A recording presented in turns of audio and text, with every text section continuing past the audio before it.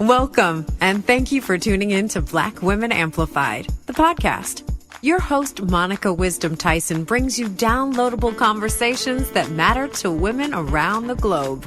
We discuss all things Black girl magic, amplify our voices, and transform our challenges into triumphs. Monica calls on her league of extraordinary women to push our boundaries, share their expertise, and stories of personal transformation. Welcome your host of Black Women Amplified, Monica Wisdom Tyson.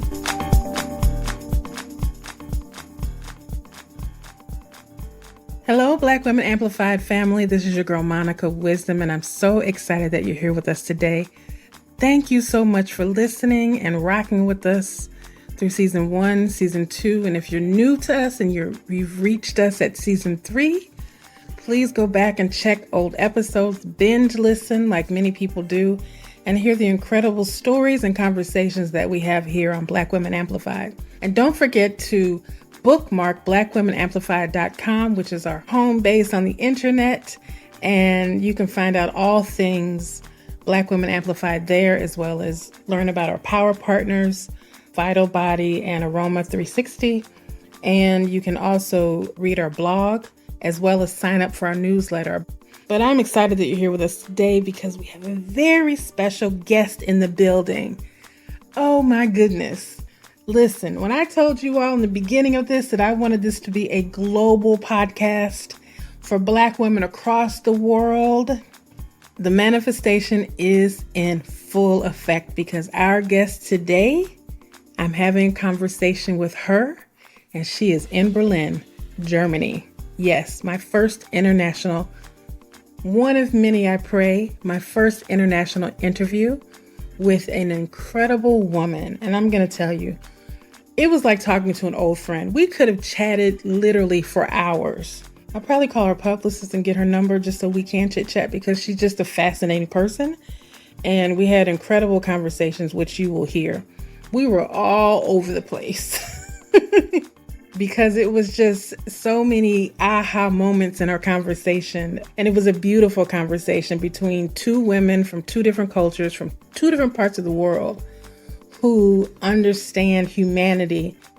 Black Women Amplified, let me introduce to you today's special guest, Ishi Robinson, a Jamaican woman living in Berlin, who has traveled and lived around the globe from Canada to Rome, and now resides in Berlin.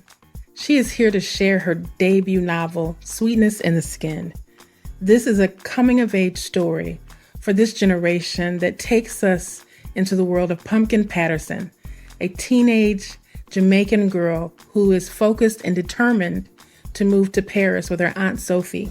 We are transported into the inner world of Jamaica and its challenges and triumphs through colorism, classism, and familiar themes that impact humanity around the globe. Ishi beautifully reminds us of the power of community and courage as Pumpkin navigates life while reaching for her dreams. Please give a warm welcome to Ishi Robinson, the debut novelist and an incredible storyteller, as she shares her journey to becoming a new novelist, the community that supported her, and life in and around her beloved Jamaica.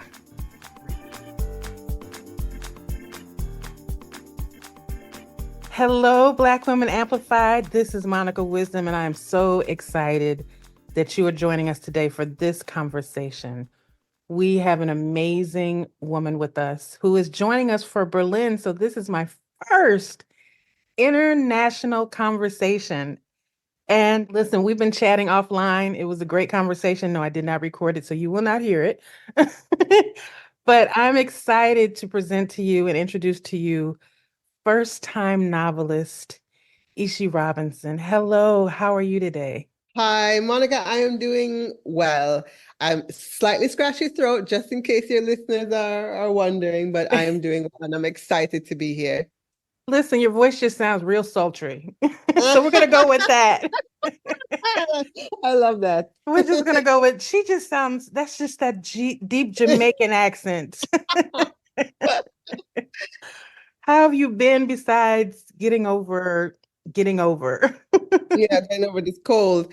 I'm really doing well and I'm excited. My novel, which I guess we'll talk about, is out now in the UK and in Europe, and it's coming out on Tuesday, April 23rd in the US. And so I'm chatting with wonderful people like you, and I'm just really excited. I'm really, really excited about it all. And let me tell you, your team is excited too. They're very excited about this book. And you're having a great international release, which is beautiful. I mean, you're getting accolades from CNN, PBS, Apple Books, all the places are saying Yeah, that this is one of the most anticipated books of the season. So yeah. how does that feel? I want to say it's indescribable, but that's really bad for a writer. Eh? I should be able Hey, to. you better describe it. You better have some words, lady. I mean, it's really unbelievable because when I set out to write this book, it was just as just a challenge for me. So I've always been a writer. I've always written short stories. I've written opinion pieces. I've written articles, like my whole life, just for me personally. And also in my day job, I'm in corporate communications. And this is the first time I decided to tackle a whole novel. And it was the most challenging thing I've ever done in my life. So my only goal, my singular goal, was to just finish it. I just wanted to have a complete book, beginning, middle, and end, that read decently well. So I didn't even think beyond the end to getting an agent, getting it published.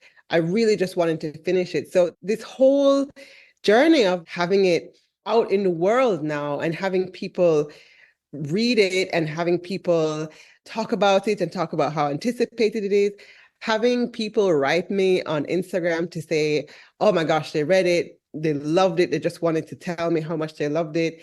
It is unbelievable to me. Unbelievable and a little bit overwhelming sometimes, but in a good way. I have to remind myself to just stop and take a breath and actually enjoy it, because I will never be a debut author again, right? You just get the one time. Mm-hmm. So I want to just soak everything in. It's beautiful to see because here's the beauty of it. You are a true author, right? You're not a celebrity. You're not an influencer. You're not all the Yeah. things that people become nowadays before they put a book out. You are just writing words, telling stories, and you're going back to the old days when we just used to go to the library or however we or word of mouth and pick up a book. And then when you get the book, you're like, okay, well, let me dive in. And the more you get into the story, I couldn't put it down. I mean, I was like, okay, well, and here I am, a grown ass woman. And I'm like, how am I going to identify with a 14-year-old girl? But I just found myself wanting to champion her. And when things happen within the family, and we're going to get into that. But I was like, oh, no, you didn't. It was just, I was having a conversation with the book. Now, before I'm we get so into glad. talking about the book, tell me about your journey from Jamaica to Berlin. I know you had a few stops in between. So let us Yeah. know a little bit more about you, the writer. Yeah. So writing, I don't remember a time that I was not writing. I think from I could actually write, like from I learned to write. I've been writing stories, and I used to write stories and give them to my parents.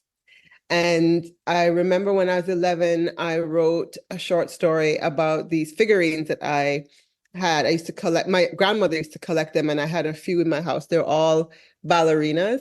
And I wrote this story about how when I went to sleep, they would wake up and give a whole dance performance and then get back into their figurine form by the time I woke up.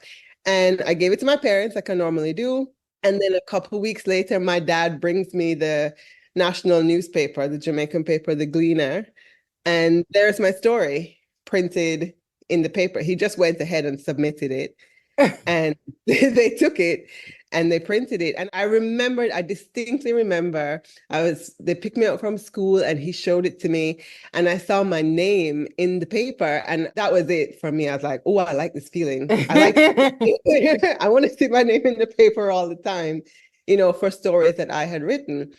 So I just went I just continued to write. I used to write at school, and then I went to, so fast forward until I'm like 17, 18, I moved to Switzerland for an exchange year. And again, my dad, I wrote my dad a letter. I wrote my parents a letter. And I was telling them that was, you talk about back in the day, there was no internet, or the internet was like a baby. So there was no like email, we didn't know about those things. So I had to handwrite my letters. And I wrote this letter and sent it back, and it was just about like my first experience, like the first few months or the first few days or something. And then again, in the next batch of mail that my parents sent me back, he sent a newspaper clipping. Again, submitted my letter, my personal letter that I wrote to them. He just thought it was hilarious. So he just, again, submitted it to the paper, and they published it, and they were like, can we get some more? So I ended up writing these letters back, and they would publish them it was like a column. When I came back from Switzerland after a year, I had this column there, and I would write about just being a young person in Jamaica, just, going out with my friends, doing whatever. And it was like a sort of a comedic series. And after that, going to university, then I moved to Canada. And there I kind of mostly focused on sort of corporate writing. I did some personal writing for friends and stuff, but the fiction kind of got away from me in a sense. After Canada, I moved to Rome, and I also had a column there about life as an expat in Rome. And I went from there, brief stop in London, looking for jobs in Europe, found a job here in Berlin, moved here, and I've been here ever since. It's been almost 14 years. And here is where I met what I call my writing crew. I joined this organization called The Reader Berlin. And I joined because I wanted to get back into fiction writing. I'd been writing so many articles and opinion pieces for so long. I actually missed just making things up. So I did a whole bunch of courses and workshops, and I definitely found my people there. Our teacher, Jane Flett, who is also an amazing author, I like to say she unlocked me, because I was very tentative at first as a writer, and just getting back into it after so long. And she pulled the best out of me. So I started to get some of those published in just some very small, like online magazines and stuff like that. And then I decided to go for this novel, and here we are. Now, was Sweetness of the Skin your first novel? I like to call people novelists. Yeah. Was it the first idea that you wanted to publish, or did you work into that idea? It was the first. I think when I was about 12, I had started to write this novel on my typewriter, again, back in the day. And I abandoned it, I think, because I started going out or meeting up with boys and friends. So I kind of abandoned it. But in earnest, yes, this is the first idea I had for a novel and the first attempt at writing one. Oh, wow. I mean, not bad for your first idea and your first attempt to get international acclaim. It's a little bit nerve-wracking, Monica, because now I'm like, I mean, how you this is going to be your only book, because how are you going to do the second part? The second part of this book? I'm just kidding. So tell us the title of the book, Sweetness of the Skin. What inspired that title, and what does it mean? As I was writing it, it kind of came to me, I think somewhere towards the end is where I was thinking about, I thought, oh, this would be good for the title, because it kind of means a few different things. Pumpkin Patterson, who is my main character, so the synopsis of the book is, she is a young girl living on the wrong side of the tracks in Jamaica, and she is trying to get to her aunt in France. She's in a bad situation at home, and she's trying to bake her way out of it. What I mean by that is she discovers that she has this really great talent for baking, and she puts everything into that in order to try and get to her aunt in France. And so when I talk about sweetness in the skin, because in her journey, she's looking for who she is, really. Like, she's trying to figure out who her people are, where does she belong? She has this sense of not really knowing where she fits. Her aunt and her. So let me just go back a bit. We explore in the book, I explore these themes of colorism and classism that are really prevalent in Jamaica. There's this legacy of colonialism that is still there. And that really presents itself in, light skin and dark skin, and who speaks more Creole and who speaks more standard English and that kind of a thing. And so Pumpkin's aunt and her grandmother are really focused on trying to get them onto like the quote unquote right side of society, because they have the look, they're almost like they're passing for uptown, whereas Pumpkin's mother is not. And so there are these themes of like, she feels like she's being pulled in all these different directions, and where does she fit in? And, she feels like abandoned because her aunt, even though it's her beloved aunt, she leaves her behind for a period of time to go to France. Her grandmother dies and she's left with her neglectful mother. And so she's just trying to find herself. And it's about this journey to like really feeling a sense of being comfortable in your own skin. But then because she's also baking, I also thought it was just a really sweet idea to have this, sweetness in the skin, not only meaning that comfort in knowing who you are, but also the idea of her baking to kind of get her way out of a bad situation. I definitely got all of that in the book, and I love the way that you position the characters to represent the story that you're telling. And after reading this, I felt like this book is this generation's Are You There, God? It's Me, Margaret, which was my Oh, wow. generation's book. And was it important for you to tell a coming of age story your first time out as an author? I don't even think I set out to do that. I didn't set out at the beginning and say, I want to write a coming of age story. What I did is I really looked at my own journey. So this book is not autobiographical, but I put a lot of my own feelings in there. So it started from this place of real homesickness for Jamaica. I'd been gone for like more than 20 years, and I really missed it. And I mean, really missed it, like in a way that was, even when I would go back to visit, it just wouldn't fill that hole, because it was like I missed this very specific time and place. I missed 90s Jamaica of my youth. But then I was also thinking about like, I was reflecting on growing up and just feeling a little bit out of place, feeling like I had to perform a little bit, like I didn't trust myself to be myself because I didn't know if I would be accepted. So I just kind of had this facade in order to be accepted. And I think a lot of people do. I think this is a very universal feeling, especially when you're young.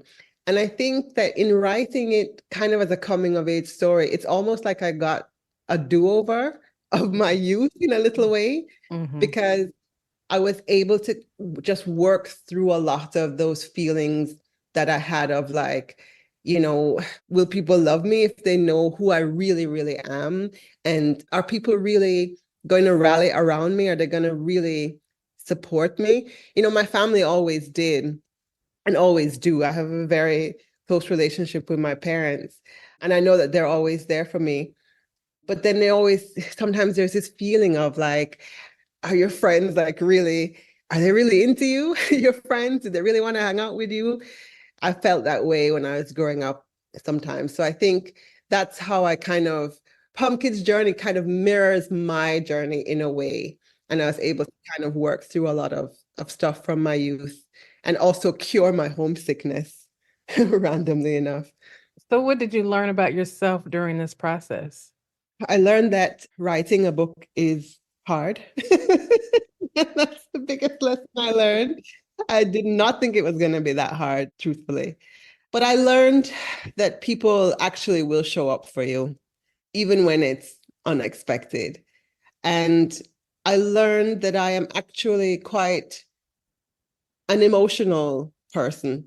So growing up, I think people would feel that I'm not very emotional. Like I don't cry in front of people or really express like a lot of emotion in front of people. At least I didn't. And my writing was always very light and very funny. And I think that there is a lot of that still in Sweetness in the Skin. There is a light touch to a lot of the things that I'm talking about because I don't really like very heavy books. But I did learn that I'm quite emotional. And I think I feel like you will see it in the book. I mean, there were times when I would write something and I would bawl. I would cry just writing a scene that was just particularly emotional for me. And it was like a really nice release. And it was also like I learned that this is what I like. I like to write. Like I like to write about these feelings and these emotions and people, this hopefulness, people overcoming things. Like I've learned that I actually really enjoy that as opposed to just very light, kind of funny comedy things, which I also still enjoy, but I didn't know that there was this side to me as well. So that was very interesting to discover. And I could tell in your writing that you did tap into some things, and it helped me tap into my own imagination. And some of the character in the book I loved. I loved how you had her father as well as Boots.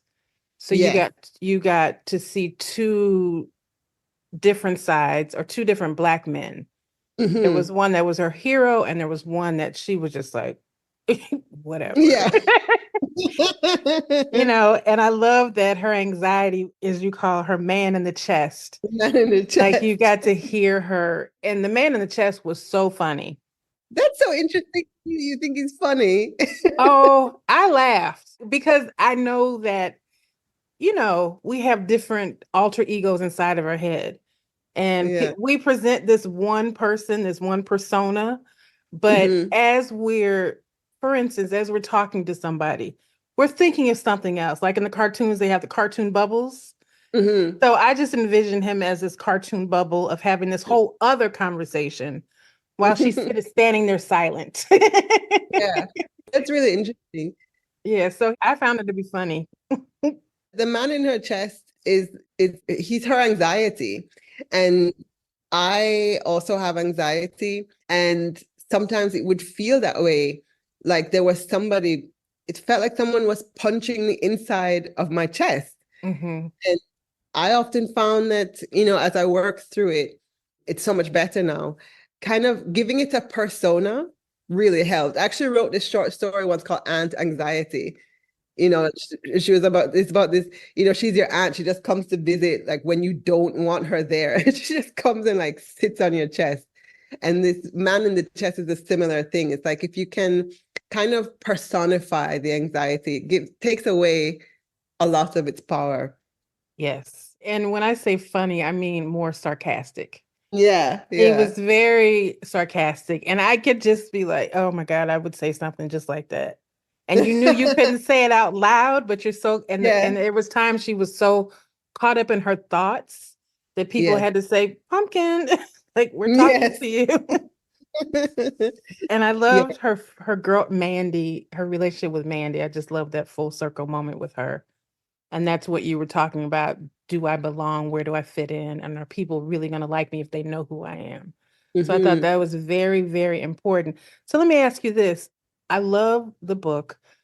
Are we going to get to see Pumpkin in college or Pumpkin as an adult with her own business? Is she finally going to make it to Paris? In the second book, the third book? Hint, hint, hint.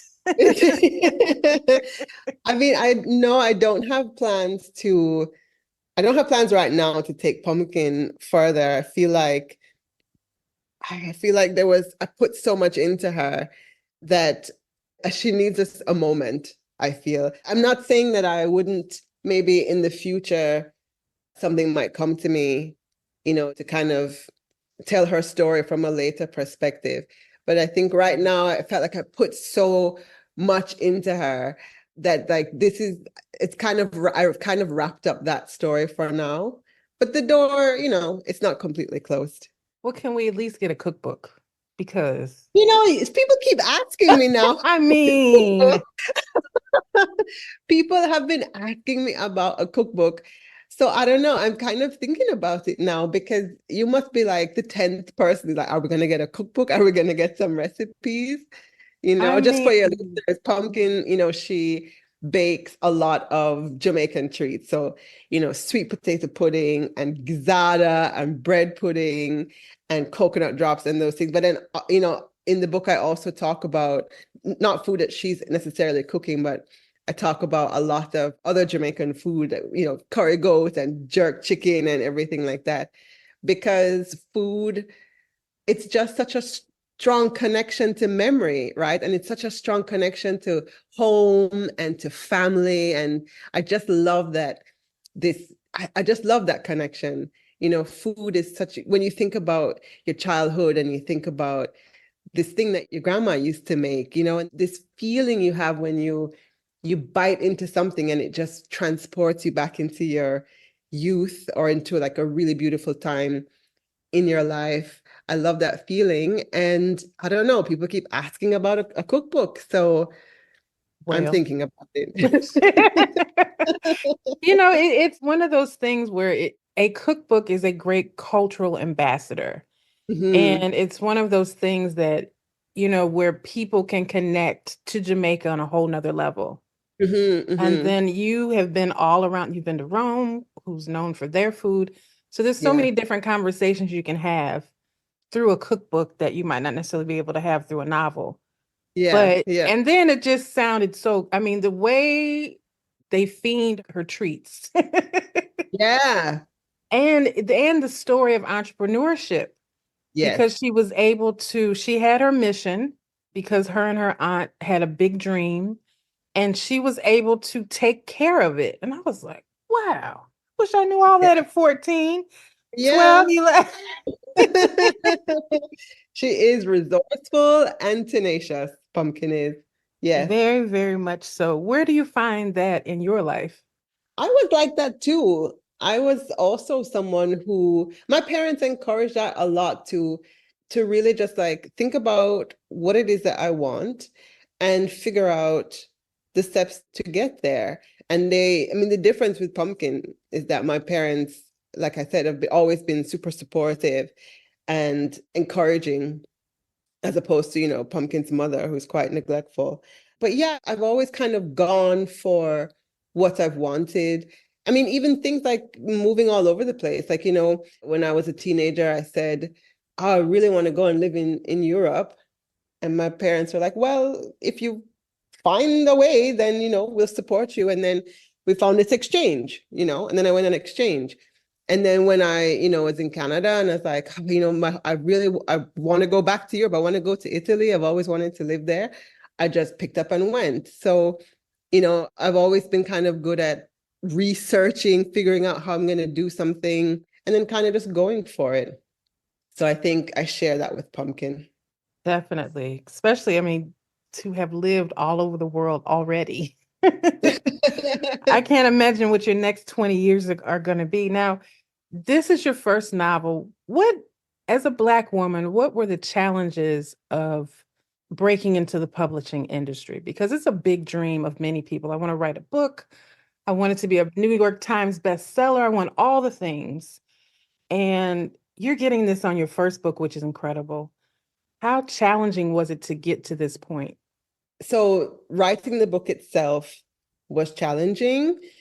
Getting it to publication was not. So I had, I don't know, blessings or something, but it was, writers and I think a lot of other creative people, musicians, artists, we're prepared for failure. We're told to expect, rejection and expect this hard slog. And it didn't happen for me that way. So the founder of this organization that I'm a part of, the Reader Berlin, which I mentioned before, she's also an author, Victoria Gosling. She said to me, "Oh, I have some time. I can read your manuscript if you'd like." And I gave it to her and I immediately stopped working on it because Victoria is tough. She's tough on Mm, writing. So I was like, oh, she's going to tell me to start from scratch. But instead, she came back and said, listen, this is good. And I actually have an agent that I think would really like this. And so she connected me to my agent.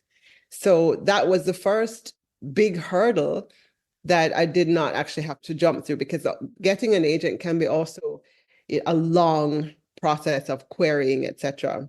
And then my agent, Jenny Houston, who is just amazing, and I loved her immediately. We connected immediately. She helped me to just get the manuscript, just to tighten it up a little bit. And then when she sent it out to the different publishers, it immediately went to a 7-way auction in the UK.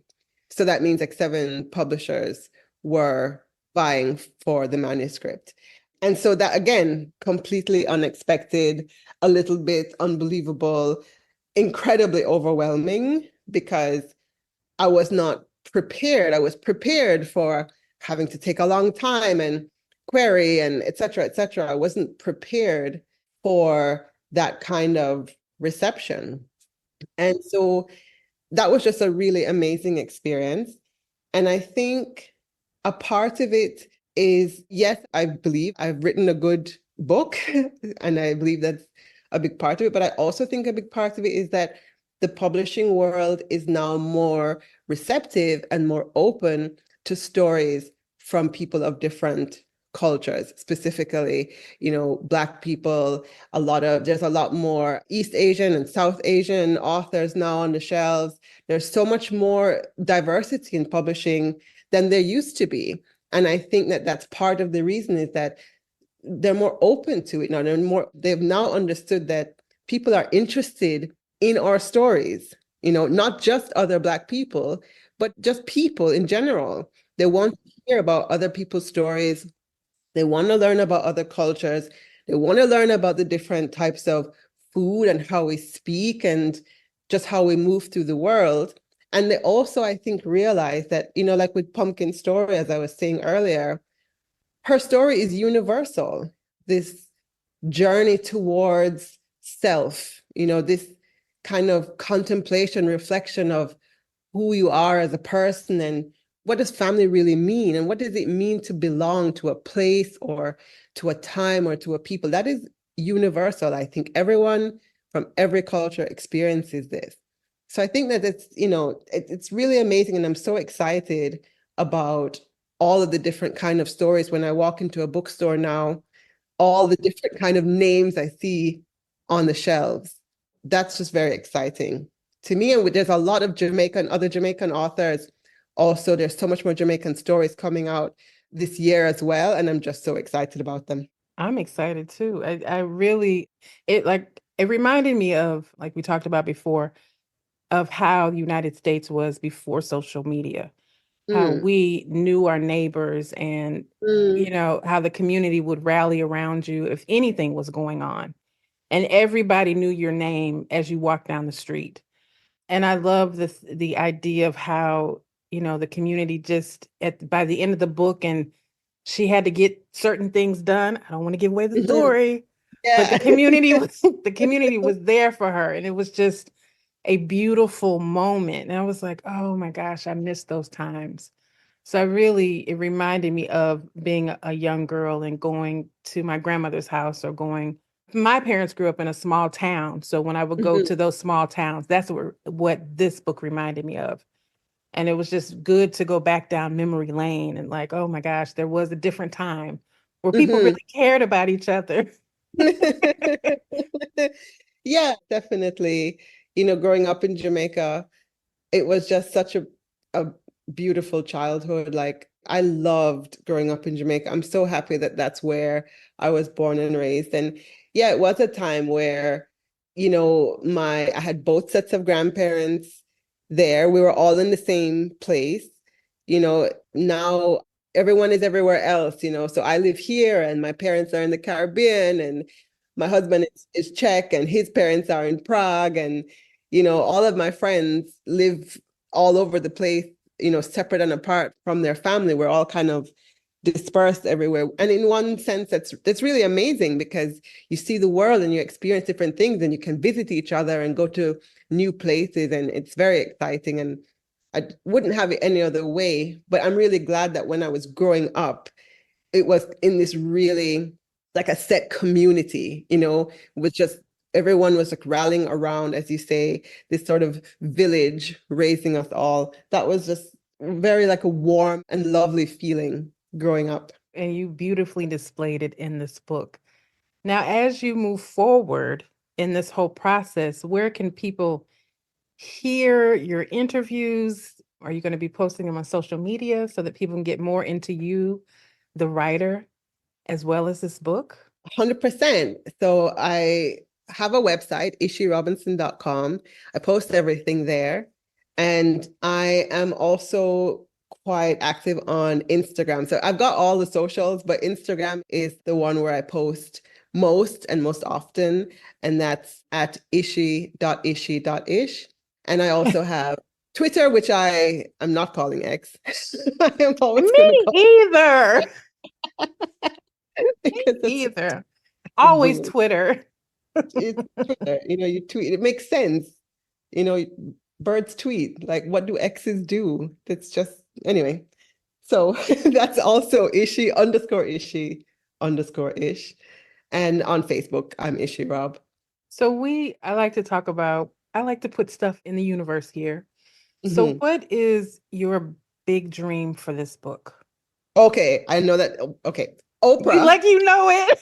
Yeah, it's my big dream. Oprah is gonna hold up the book on her socials and wherever she, posts, and she's gonna talk about how much she loves sweetness in the skin. That is my ultimate big dream, is that Oprah is gonna read it, love it, and tell people how much she loves it. Well, I'm gonna tell you my big dream for the book. I hope it turns into a movie. Ooh. So that this story, Pumpkin's story, can be seen for generations to come. Oh. And because I think my feeling is we are in a time where there's a lot of chaos and there's a lot of indecisions, and young people are having a really hard time. And I think if they get to know a young girl not like Pumpkin, they can see a different way. And so I think her story is very important because I know the people that inspired me when I was growing up, because there was a lot of chaos in my house. And there were people that showed me a different way. And one way that I found my way out was through books and characters like Pumpkin. And so I think it's important. I mean, Oprah's great. Love me some Oprah. But let's say Oprah produces the movie. How about we say that? She can do both. She can do everything, as you know. She can do both. But yeah, that's a lovely thing to say. Thank you so much. I would also love for people to see a movie based on this book. And I would love it also because it would mean that we'd get to see, Jamaican actors. That would be really fantastic for me to have a whole movie just made, with real Jamaican people showing our talent, because we are very talented actors and performers. So that would be really, really cool. Once the book comes out, I do want to have a conversation about the book. Yeah. Because I got questions. You can ask me some of these questions now, though, as long as they don't spoil. I can't. No, there's spoiler questions. There are spoiler questions. Okay, we have to do another discussion, and then you can market it as like a spoiler, a spoiler conversation. You must have read the book before listening to the conversation. Because I have questions, and I'm like, I have questions.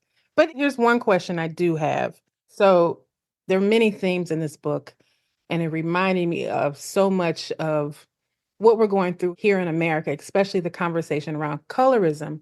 And that was very prominent in the book.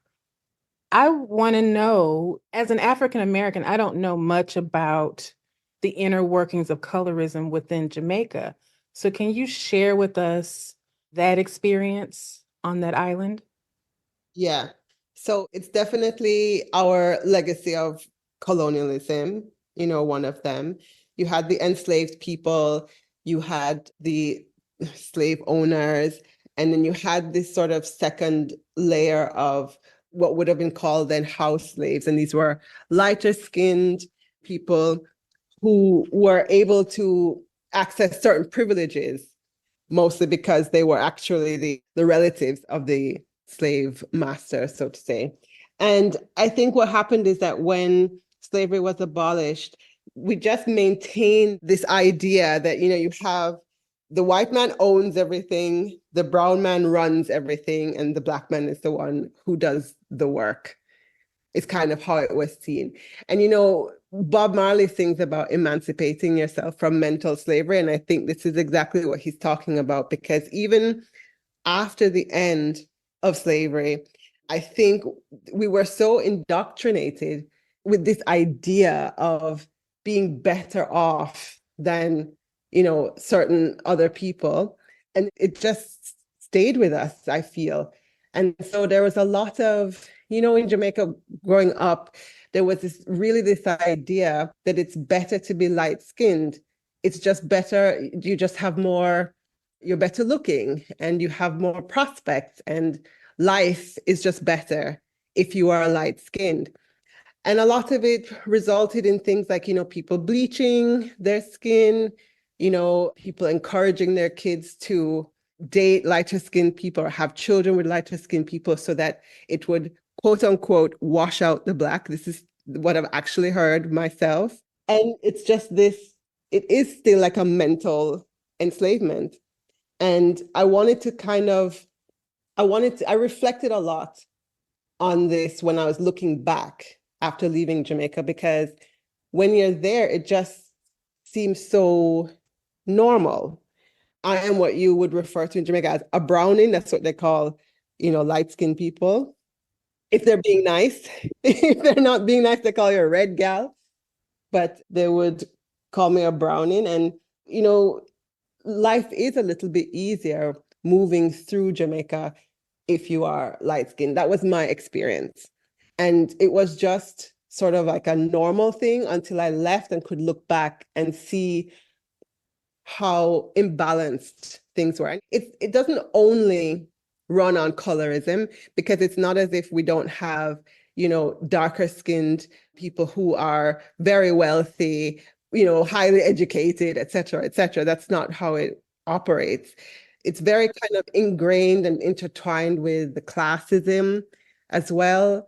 But yeah, it's all kind of this, I think everything stems from, this colonialism where you had these different layers, this hierarchy, and we haven't really extricated ourselves from that fully. Yeah, I could really feel those themes in the book when it was Pumpkin and her friend Mandy, Mm-hmm. and then her mom, Pumpkin's mom, and her aunt Sophie.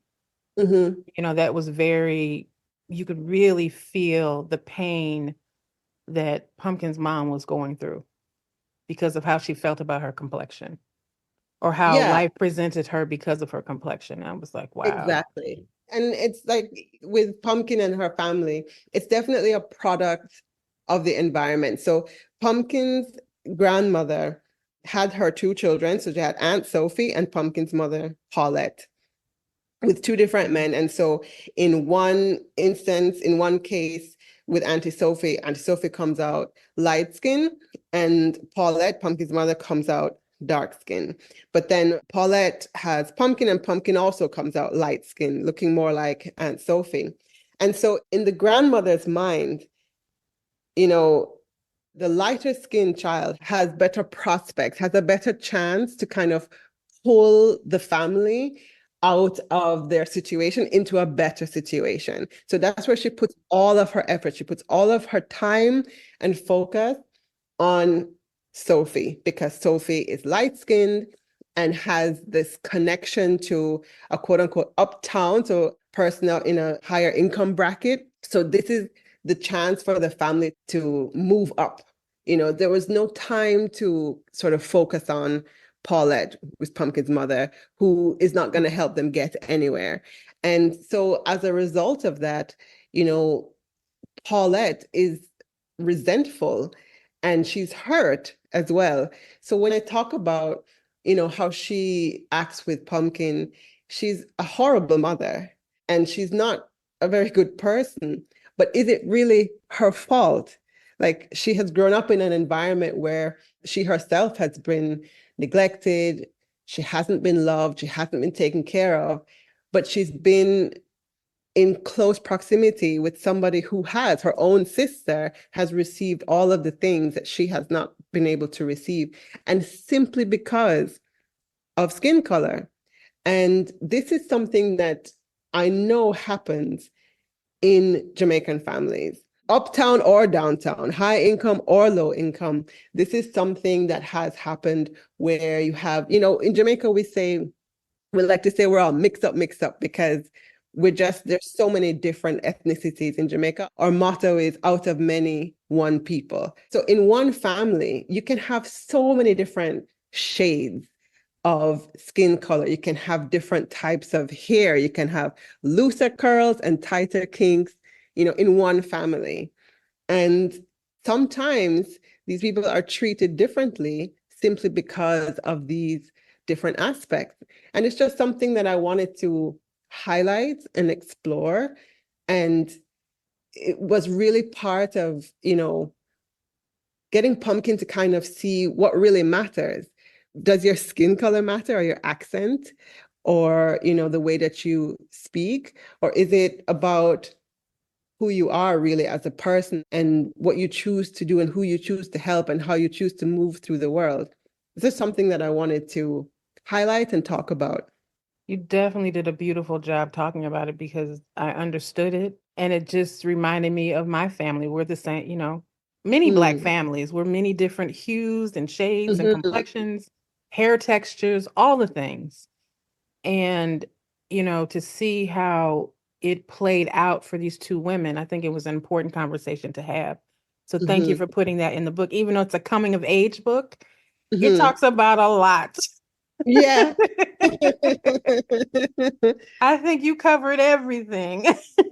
I mean, even the moments between Mandy and Pumpkin, it was like, it was a serious conversation because not that they were having, but just the experience was a very powerful conversation of, we just want to be friends, but then society says something completely different.